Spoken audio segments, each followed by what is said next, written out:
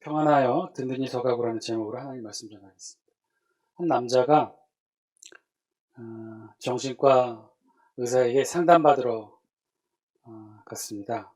최근에 아내와 많이 싸우고 또 이런 부부간의 갈등으로 인해서 결국은 정신과 상담을 받게 된 것인데요. 의사를 만나자마자 이렇게 하소연합니다. 도대체 어찌할 바를 모르겠습니다. 아내는 매일 아무것도 아닌 일로 미친 듯이 화를 내요. 이제 진짜 무섭기까지 해요.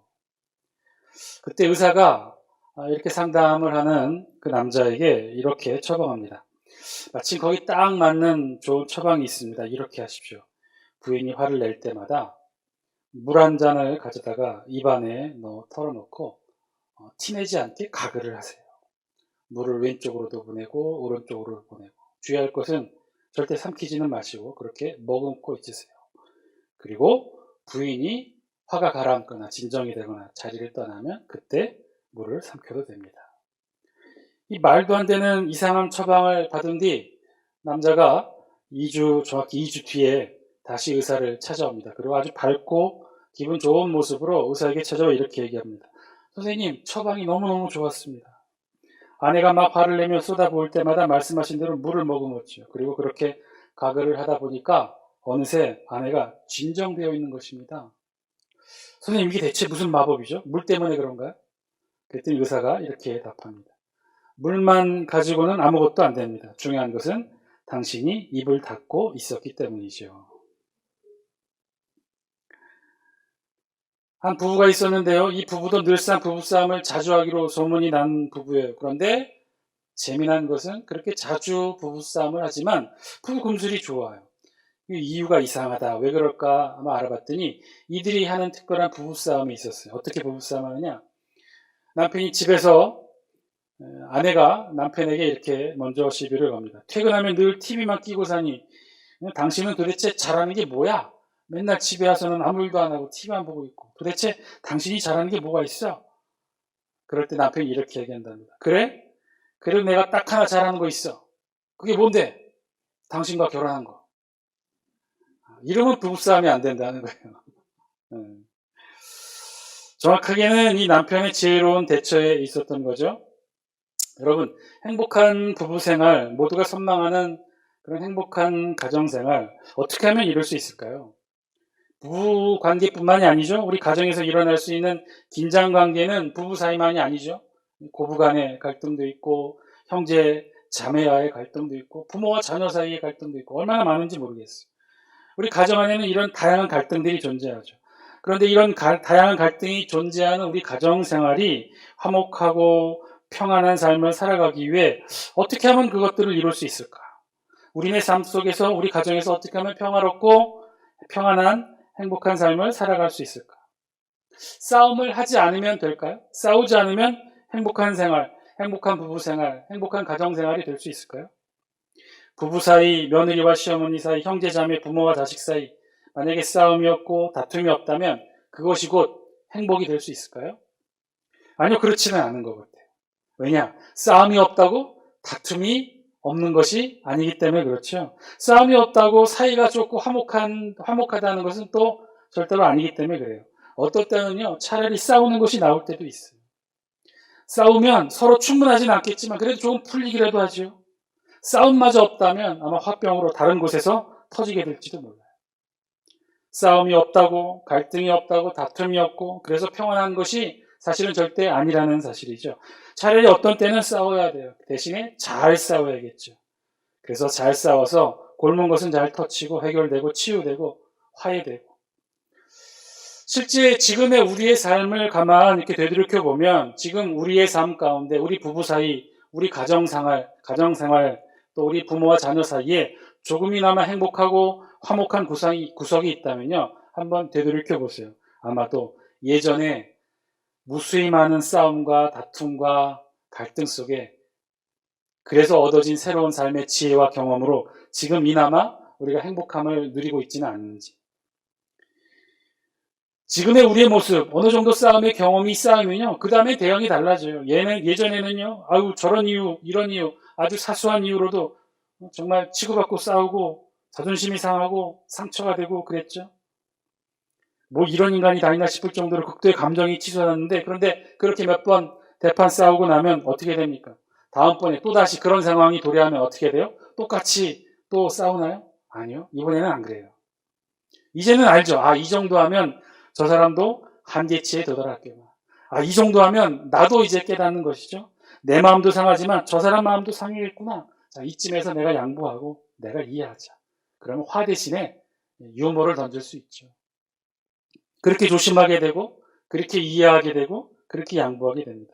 사실 우리의 삶 속에서 화목하고 평화로운 삶을 살아간다는 것, 어디 뭐 동화 속에서 나오는 것이나 어떤 뭐 이상적인 세계에서, 그래서 다툼이 없고 싸움이 없는 그런 세계에서 존재하는 평안 아니라는 거예요.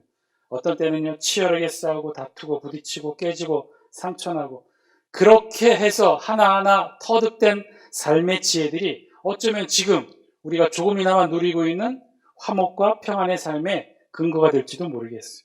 그래요. 싸움이 없고 다툼이 없고 악인이 없고 절대 선만이 존재하는 그런 동화 속에서 나오는 그런 삶, 그런 환경, 그런 상황 없어요. 오늘 우리 본문에서도요, 사실 똑같은 주제의 말씀을 전하고 있습니다. 오늘 우리 본문 말씀 가운데 31절 말씀에는요, 아주 특별한 말씀의 구절이 기록되어 있어요. 우리 다 함께 31절 말씀 같이 한번 읽어볼까요? 31절 시작. 그리하여 온 유대와 갈릴리와 사마리아 교회가 평안하여 든든히 서가고 주를 경외함과 성령의 위로로 진행하여 수가 더 많아지니라. 아멘. 그리하여 온 유대와 갈릴리와 사마리아 교회가 어떻게 되었다고요? 오늘 설교 제목처럼 평안하여 든든히 서간다. 평안하다는 것이죠. 그리고 그것으로 그치는 것이 아니라 아주 튼실하게 교회가 세워져 가고 있다고 오늘 우리 31절 성경 말씀이 선언하듯 선포하고 있어요. 어느 교회가 그렇다는 거죠? 유대와 갈릴리와 사마리아 교회들이.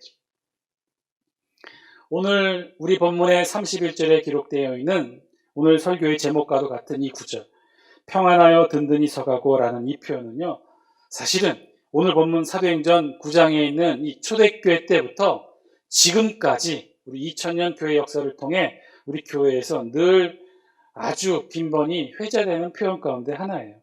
평안하여 든든히 서가는 교회. 우리 내일 모이려면 우리 여기 이 자리에서 노예가 이루어지는데요. 사실 노예하기 전에 미리 모이는 게 있어요. 그건 시찰이에요. 장수 시찰, 또 지난 시찰, 무주 시찰, 이렇게 해서 따로 시찰별로 교회들이 모이죠. 근데 이번에는 코로나로 인해서 우리가 따로 모이지는 못했습니다.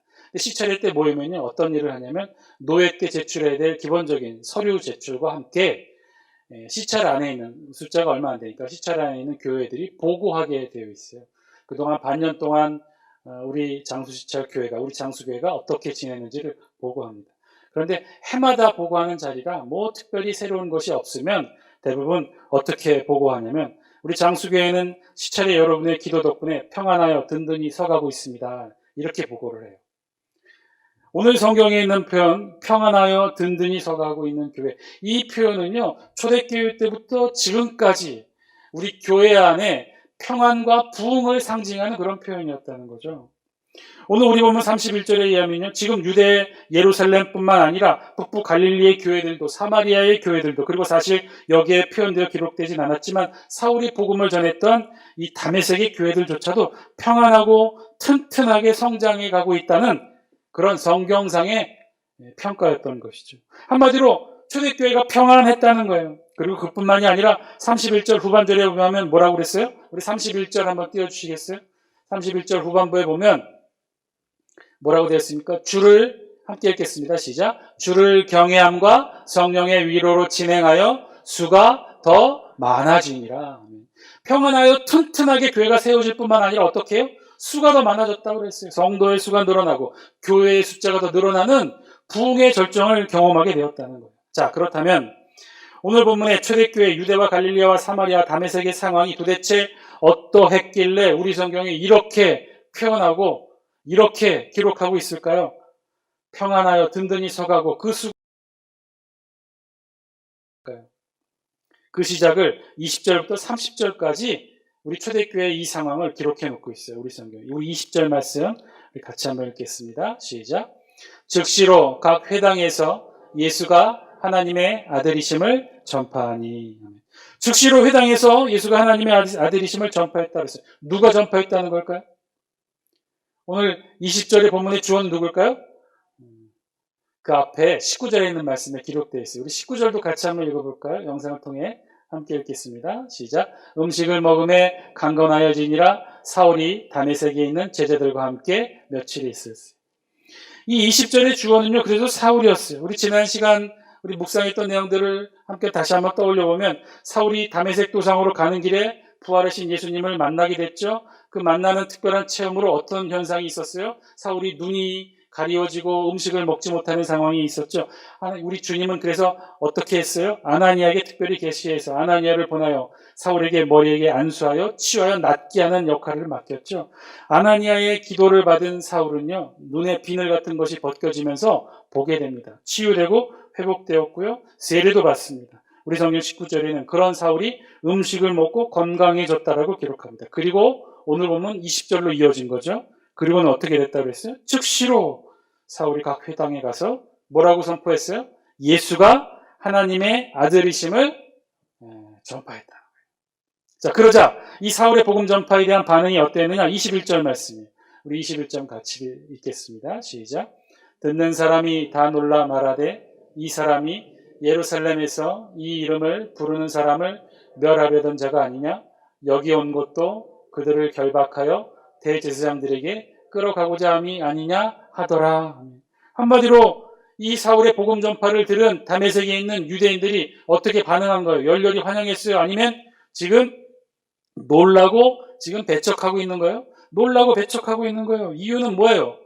오늘 성경 우리 표현했던 것처럼 21절에서 표현했던 것처럼 사울이 원래는 어땠어요? 예수 이름을 부르는 자들을 잡으러 다니는 자였어요. 그런데 사울이 지금 다메섹 도상에서 예수님을 만난 이후 어떻게 바뀐 거예요? 오히려 예수 이름을 부르는 자가 된 거예요.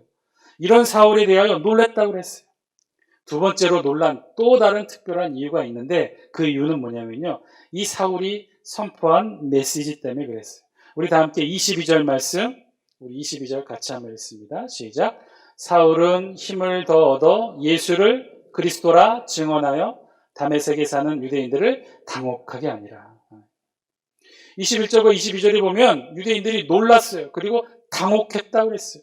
당혹했다고 하는 것은요, 매우 많이 놀란 거예요. 믿기지 못할 만큼 놀랬다고 하는 거예요. 이 이유는요, 사울이 선포한 복음의 메시지에 있어요. 사울은요, 지금 두 가지를 선포했어요. 20절과 22절에 있는 말씀으로 선포합니다.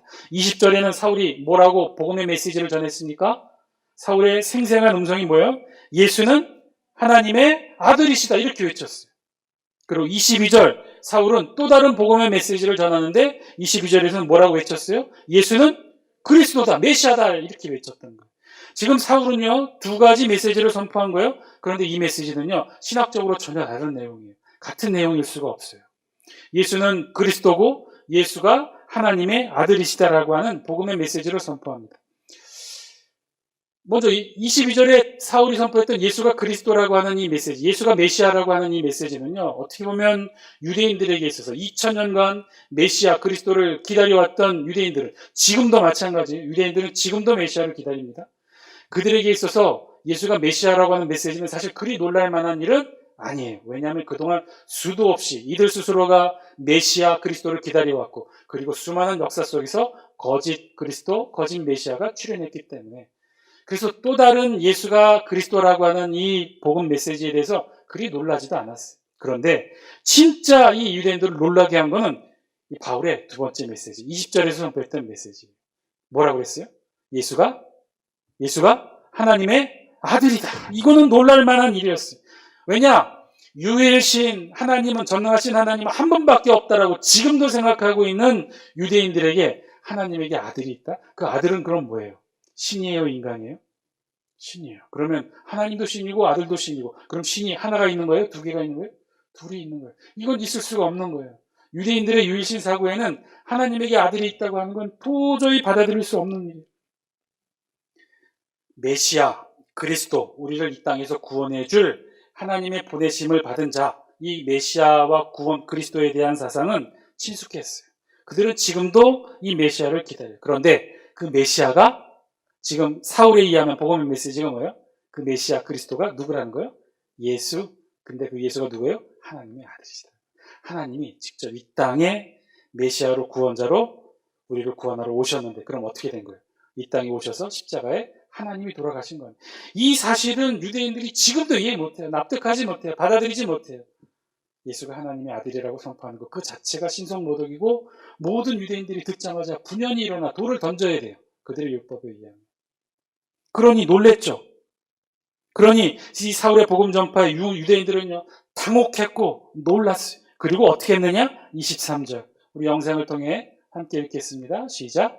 여러 날이 지남에 유대인들이 사울 죽이기를 공모하더니 결국은 그래서 사울을 죽이기로 공모하였다는 거예요. 그리고 24절에 보니까 그들이 사울을 죽이려고 어떻게 했다고 그랬어요? 밤낮으로 성문까지 지켰다고 그랬어요.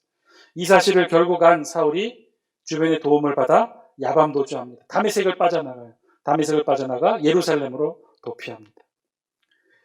그런데요, 좀 이상한 부분이 있어요. 아까도 말씀드렸다시피 사울이 복음 전파한 이 두 개의 메시지, 예수는 그리스도다, 그리고 예수는 하나님의 아들이시다 라고 하는 이 두 개의 복음 전파의 메시지는요, 신학적으로 따져보면 굉장히 다른 메시지예요. 예수가 그리스도다 라고 하는 것은요, 메시아 담론이에요.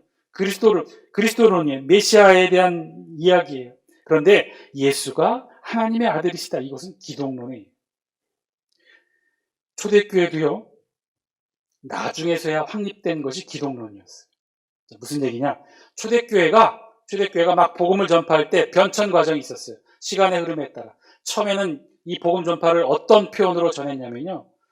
초대교회 사도들, 또 성도들, 제자들은 뭐라고 이 땅을 돌아다니며 외쳤어요? 예수가 부활했다. 예수가 부활했다. 이게 초대교회 복음의 메시지 전파 표현이었어요. 예수가 부활했다. 그리고 조금 시간이 지르자 뭐라고 외쳤어요? 예수가 부활했는데 그 예수가 결국은 메시아였고 그리스도였다. 우리 죄를 위해 십자가에 못 박혀 돌아가신 것이다. 그 돌아가신 예수를 하나님이 부활시키셨다. 이게 두 번째로 변천됐던 초대교회 메시지. 그리고 나중에서 한참 시간이 흐른 뒤에 나중에 세 번째 메시지로 바뀝니다. 그 메시지가 뭐예요? 알고 봤더니 그 그리스도가 하나님의 아들이셨다. 하나님의 아들이셨다. 그런데 지금 사울은 다메섹에서 어때요? 다메섹 도상에서 예수님을 만나자마자 회심 사건을 경험했는데 그래서 아나니아의 안수를 통해 눈이 보이게 되는 치유함을 받았는데 바로 그 즉시로 어떻게 된 거예요? 예수가 하나님의 아들이심. 초대교회도 좀 시간이 흐른 뒤 3, 4년이 지난 뒤에 정립된 기독론을 지금 사울이 그 자리에서 바로 메시지로 선포했던 거죠. 여기에는 조금 우리가 이해하고 넘어가야 될 부분이 있어요. 왜냐하면 사도행전은요, 이 부분들을 시간적 서술로 우리에게 알려주고자 하는 목적이 아니었어요. 그냥 압축하여 요약하여 설명합니다. 그 핵심적인 비밀이 담겨있는 게 23절에 있는 표현이에요. 우리 23절을 다시 한번 영상을 통해 함께 했습니다. 시작. 여러 날이 지남에 유대인들이 사울 죽이기를 공모하더니. 이 23절에서 여러 날이 지남에 여기에 비밀이 담겨 있어요. 여기서 말하는 여러 날이라고 하는 건 우리가 느낌상 알게 되는 며칠 정도가 아니라 여러 날이 지남에 원어의 뜻은요. 충분히 긴 시간이 흐른 후에. 갈라디아서 1장 17절에는요. 이 시간이 어떤 시간인지를 따로 설명합니다. 사울이 뭐라고 설명하느냐? 갈라디아서 1장 17절 우리 영상을 통해 함께 했습니다. 시작. 또 나보다 먼저 사도된 자들을 만나려고 예루살렘으로 가지 아니하고 아라비아로 갔다가 다시 다메섹으로 돌아갑니다. 갈라디아서 1장 17절에는요. 바울이 회심 이후 자신의 행적을 아주 구체적으로 사도행전에 기록하지 못한 구체적인 기록을 기록하고 있어요. 그러면 이 갈라디아서에 있는 내용을 요지로 사울의 행적을 유추해 보면요. 이렇다는 거예요. 오늘 사도행전에 기록되어 있는 사울의 행적은 이래요. 다메섹에서 회심하고 어디로 가요? 도망하여 예루살렘으로 가요. 그리고 예루살렘으로 갔다가 나중에 우리가 살펴보겠지만 가이사랴를 거쳐 다소 자신의 고향으로까지 도망가게 됩니다. 그런데 이 사울의 행적이 이게 아니었다는 거예요. 갈라디아서에 의하면 다메섹에서 회심한 이 사울이 어디로 가요? 아라비아로 가요. 얼마나? 여러 날이 지난, 충분히 한참 지난 3년의 시간 동안을 아라비아, 정확히는 사막의 광야 지대에서 보내게 돼요. 기도하고 영성으로 기독교를 새롭게 배우는 시간들을 가져. 그리고 다시 다메섹으로 돌아와서 그리고 어디로 들어간 거예요? 오늘 우리 본문 20절. 20절 말씀 영상 띄워주시겠어요? 20절로 돌아와서 그러니까 23절에서 다시 20절로 돌아온 거죠. 함께 했습니다. 시작. 즉시로 각 회당에서 예수가 하나님의 아들이심을 전파하니 3년간 아라비아 갔다가 다시 다메섹에 돌아와 즉시로 선포했다는 거예요. 뭘 선포한 거예요? 초대교회에서도 한참이나 지난 이후에 정립되는 기독론 신학사상, 예수가 하나님이시다라는 놀라운 사상을 이 신학적 복음의 메시지를 선포하게 된 거죠. 이유는 여기 있었던 거예요. 그랬던 거죠. 여러 날이 지나서 3년이라는 시간이 지난 뒤에 다시 다메섹으로 가서 예수가 하나님이시라는 그 사실을 선포했던 거예요. 실제로 사울은 그랬습니다. 다메섹에서 회심한 이후 아라비아 사막에서 한 3년 정도 기간 동안 기도와 영적 체험의 시간을 통해 유대교인 사울에서 기독교인 바울로 탈바꿈하는 시간을 갖습니다. 어쨌든 이런 시간에 사울의 메시지에 유대인들은 극도로 흥분한 상태가 됐고 사울을 죽이려고 해요. 사울은 이를 피해 예루살렘으로 갑니다. 그리고 3년 만에 다시 예루살렘으로 돌아온 사울은 이제 전혀 다른 사람이 되어 있었어요. 3년 만에 다시 예루살렘으로 돌아올 땐 기독교인이 돼서 돌아온 거죠. 자, 그런 사울을 맞는 예루살렘 성도들은 어땠을까요? 26절이에요. 우리 같이 한번 읽습니다. 시작. 사울이 예루살렘에 가서 제자들을 사귀고자 하나 다 두려워하여 그가 제자됨을 믿지 아니하니. 어땠다고요? 열렬히 환영했어요? 아니요, 그렇지 못했어요. 다 그를 두려워했고 그의 제자됨을, 즉 유대교에서 기독교로 개종됨을 믿지 않았다고 그랬어요. 제자들도 믿지 않았어요. 그래서 어떻게 했느냐? 하나님은 다메섹에서 아나니아를 준비하셨던 것처럼 예루살렘에서 바나바라는 인물을 준비하셔서 그 바나바가 중재하게 합니다. 바나바가 나서서 이 예루살렘 교회 성도들과 사도들에게 중재해요. 사울이 어떻게 다메섹에서 회심하게 되었는지, 그리고 어떻게 목숨 걸고 예수가 하나님이심을 다메섹에서 선포했는지를 소개해주는 역할을 맡깁니다. 그래서 이 바나바의 도움으로 사울은 예루살렘의 제자들과 사도들과 교제하게 돼요. 자, 그러면 이 사울은 어떻게 됐을까요? 이곳 예루살렘에서 잘 정착하게 되었을까요? 예루살렘에서 사울은 또다시 예수는 하나님의 아들이시다라고 하는, 예수는 그리스도라고 하는 이 복음을 외치게 되었고, 이 복음의 메시지에 예루살렘에 있는 유대인들이 또 흥분하게 되었던 것. 29절, 30절 우리 같이 한번 읽겠습니다. 시작. 또 주 예수의 이름으로 담대히 말하고 헬라파 유대인들과 함께 말하며 변론하니 그 사람들이 죽이려고 힘쓰거늘 형제들이 알고 가이사랴로 데리고 내려가서 다소로 보내니라. 어떻다고요? 사울이 또 예루살렘에서 죽음의 위협을 당하게 됐어요. 그랬겠죠. 예수가 또 하나님의 아들이시라고 얘기하니 수천 년 유대교 사상에 젖어온 저들에게는 도저히 받아들일 수 없었던 거예요. 또다시 분연이 일어나 사울을 죽이고자 했어요. 생명의 위협을 받았던 이 사울은 또다시 도망합니다. 예루살렘을 떠나 가이사랴를 거쳐 다소로 갔어요. 다소가 어디예요? 사울의 고향이에요. 사울이 태어난 곳이에요. 결국은 자신의 고향으로까지 도망치게 되었다는 거예요. 자, 여기까지가 오늘 우리 본문의 내용이에요. 그리고 이어서 31절에 뭐라고 했어요? 그 유명한 평안하여 든든히 서가는 교회에 대해, 초대교회에 대해서 상황을 설명한 거예요. 자, 여러분, 이 내용이 20절에서 30절까지에 있는 내용과 그리고 31절에 있는 이 선언적인 평안하여 든든히 서가는 이 표현이 어울린다고 생각하십니까? 도대체 31절은 무엇을 근거로 초대교회가 평안하여 든든히 서가고 있다고 말하는 것일까요? 사랑하는 장수교 성도 여러분, 오늘 말씀을 통해 하나님이 말씀하시는 평안이, 하늘이 우리에게 주시고자 하는 그 평안이 무엇인지를 깨닫게 되기를 바랍니다. 오늘 성경은요, 한 인물 사울의 회심의 행적을 통해 성경이 말하고 있는 평안이 어떤 것인가를 우리에게 설명해 주고 있어요. 사울이 그랬죠. 다메섹 도상에서 회심했지만, 그래서 기도하고 묵상하고 잘 준비하여 복음을 전했는데 그 복음 전파로 인해 어떻게 됐어요? 생명의 위협을 당하게 되었다는 거예요. 그래서 도망하기 시작합니다. 다메섹에서 도망하여 예루살렘으로, 예루살렘에서 도망하여 결국은 자신의 고향으로까지 도피하게 되었어요.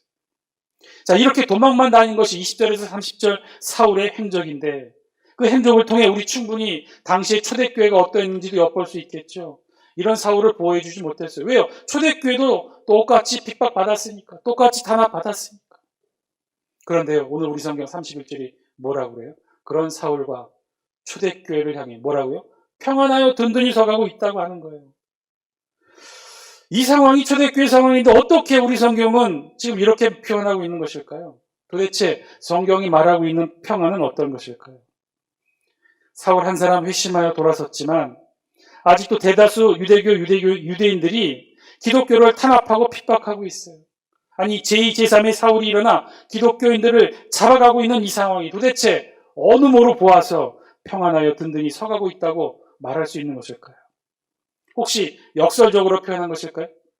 사실은 아닌데 정반대인데 초대교회는 피바람이 불고 있는데 성경은 그 사실을 역설적으로 평안하여 든든히 서가고 있다고 한 것일까요?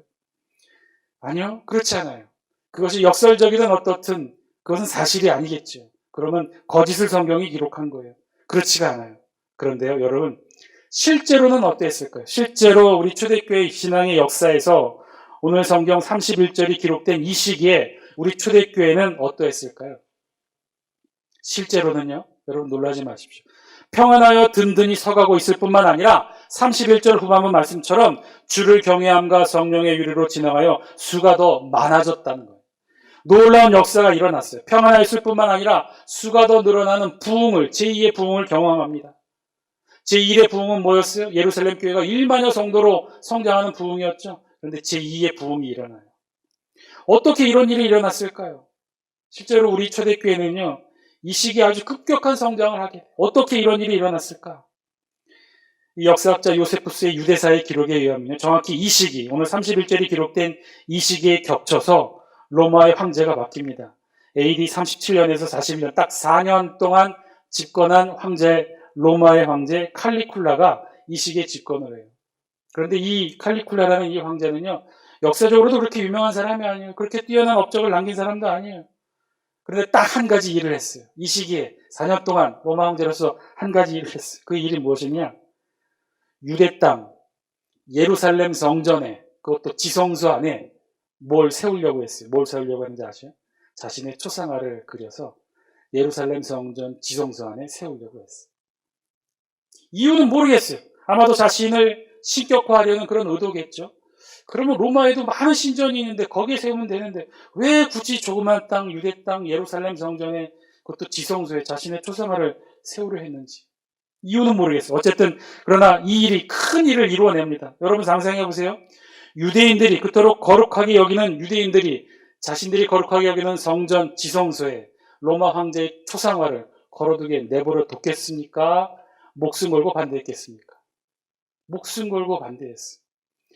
이 일이 알려지자 당시 유대교는요, 모든 것 다 내려놓고 총력을 다해 이 일을 막는 데 앞장섭니다. 목숨 걸고 반대하고 데모도 하고 투쟁도 하고 싸움도 하고. 그러다 보니 어떻게 되었을까요? 그때까지 유대교 체리 현안은 새롭게 일어나는 이단 기독교를 탄압하고 뿌리째 뽑아 없애는 것이었는데 그런데 바뀌어요. 이게 무엇이 중요한디 하고 뒷전으로 놓고 로마 황제의 초상화를 성전에 못 걸게 하기 위해서 온 힘을 다 쏟습니다. 그러다 보니 어떤 일이 일어나요? 기독교를 탄압했던 많은 손들이 다 사라지게 된 거예요. 실제로 이 시기에 가장 놀라운 부흥이 일어나요. 여러분 상상해 보세요. 로마의 예루살렘 교회에 1만여 성도가 있었어요. 스데반 집사의 처형을 통해 이들이 유대 각 지역으로 흩어지고 유대와 사마리아와 갈릴리와 그리고 이방 도시 다메섹까지 흩어졌어요. 그런데 계속해서 유대교가 이들을 탄압했어요. 그런데 그 탄압의 손길이 순간 끊어졌어요. 그럼 어떻게 됐을까요? 이들의 입과 이들의 손을 통해 기독교가 아주 들불에 불이 붙듯 전 세계로 확장되기 시작합니다. 어마어마한 부흥을 경험하게 돼요. 1만여 성도하고는 감히 상상도 할 수 없는 또 다른 제2의 부흥기를 이 시기에 경험했던 거예요. 따라서 오늘 성경 31절의 말씀은 사실이었어요. 이 시기에 정말 의외로 이 시기에 평안하여 든든히 서갈 뿐만 아니라 그 수가 많아지는 성도와 교회 수가 많아지는 놀라운 제2의 부흥을 경험하게 됩니다. 사랑하는 장수교 성도 여러분, 오늘 성경이 말씀하시는 평안의 참된 의미를 깨닫는 여러분이 되시기를 바랍니다. 여러분, 평안이라는 거요, 아무 일도 없고 싸움도 없고 분쟁도 없고 다툼도 없고 병듦도 없고 늙음도 없고 그게 평안이 아니라는 거예요. 오늘 성경에 의하면요. 그렇다는 거예요.